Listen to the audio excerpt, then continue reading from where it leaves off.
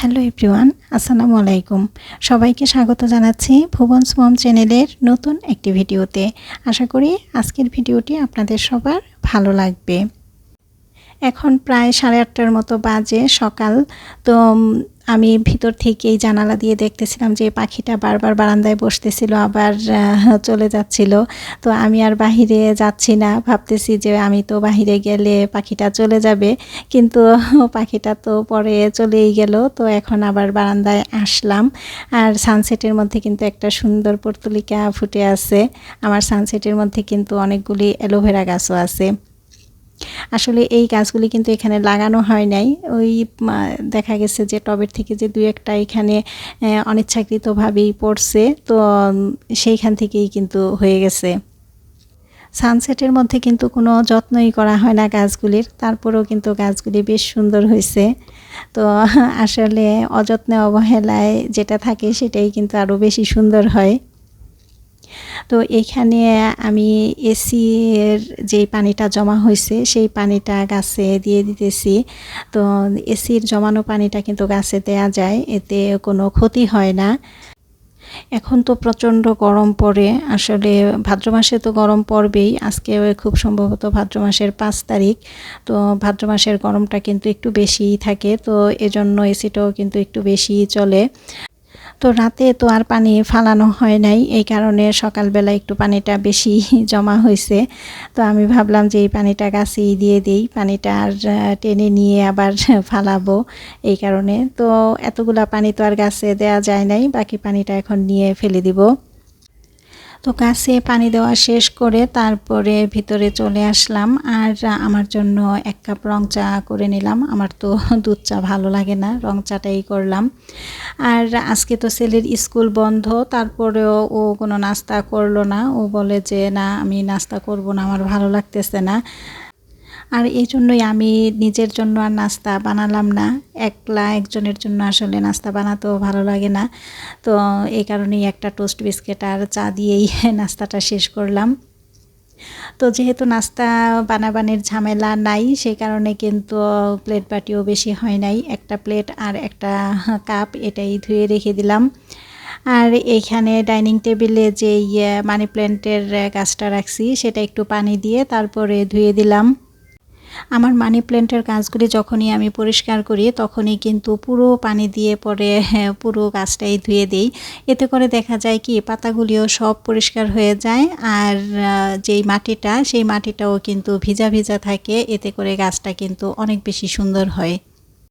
আসলে মানি প্ল্যান্টের কিন্তু তেমন কোনো যত্ন নিতে হয় না, আমি তো নেই না। আমি মাঝে মাঝে দেখা যায় পেঁয়াজের খোসা ভেজানো পানিটা দিই এই, আর এমনিতে তেমন কোনো যত্ন করা হয় না। তো এখানে টুথপিকের যে কৌটাটা এটা টেবিলেই রাখলাম। এটা দেখা যায় কি টেবিলে না রাখলে যখন প্রয়োজন তখন আর খুঁজে পাওয়া যায় না, এই জন্য টেবিলেই রেখে দিলাম, যখন যার প্রয়োজন এখান থেকেই নিতে পারবে।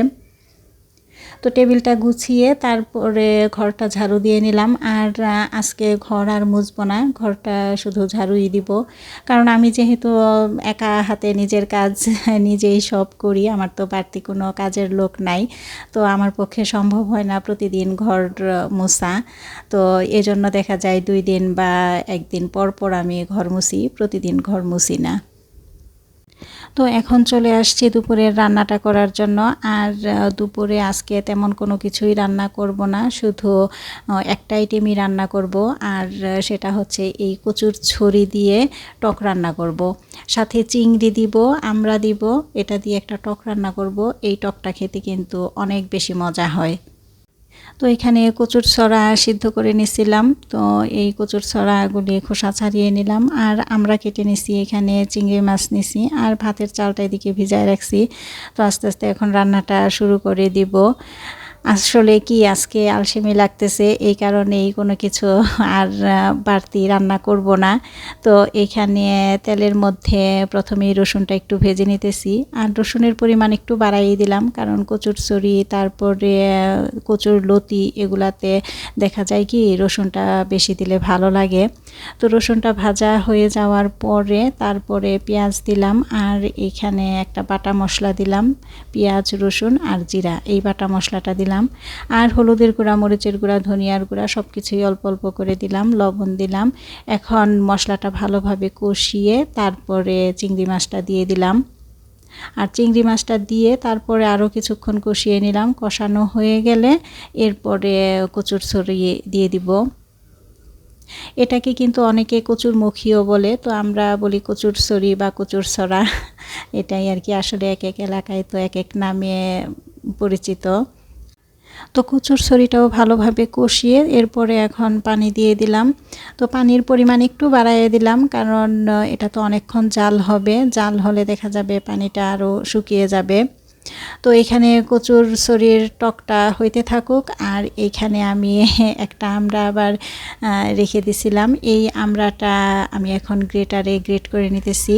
আসলে আমড়াটা এত বেশি টক ছিল, তো ভাবলাম যে একটু ভর্তা করে খাই, ভালো লাগবে, তো এজন্য গ্রেট করে নিলাম একটু।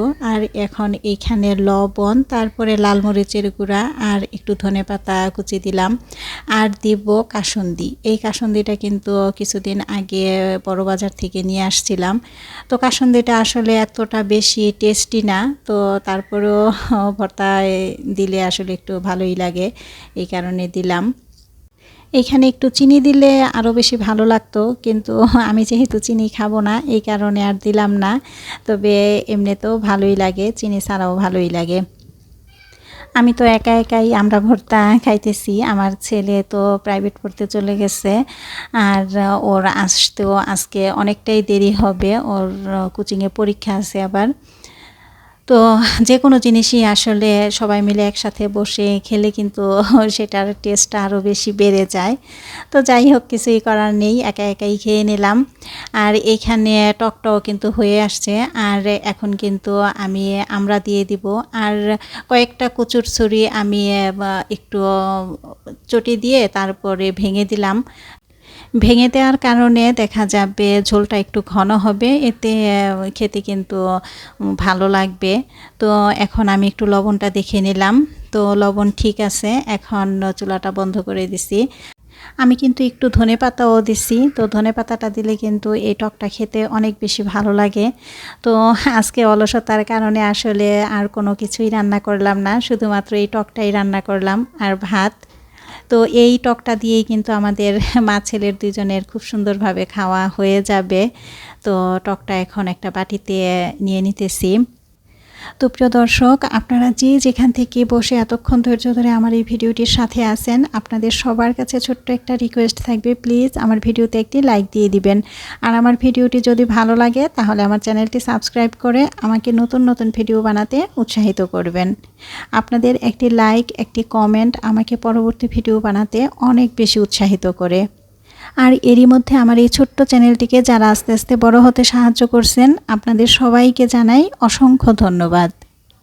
তো এখন আমি দুপুরের খাবারটা খেয়ে নিতেছি, আর আমার ছেলে কিন্তু কোচিং থেকে এসেই তারপরে খেয়ে ফেলছে। তো ও যখন খেয়ে নিছে তখন আর আমি ভিডিও করতে পারি নাই, তখন আমি নামাজ পড়তেছিলাম। তো ও একা একাই খেয়ে নিছে, আর এখন আমি খেয়ে নিতেছি। এই টকটা কিন্তু অনেক বেশি মজা, গরমের মধ্যে কিন্তু খেতে ভীষণ ভালো লাগে। তো টক দিয়ে ভাত খেতে খেতে আজকের মতো এখানেই বিদায় নিচ্ছি। দেখা হবে অন্য একদিন নতুন একটি ভিডিও নিয়ে। আশা করি সে পর্যন্ত সবাই ভালো থাকবেন, সুস্থ থাকবেন। আল্লাহ হাফেজ, আসসালামু আলাইকুম।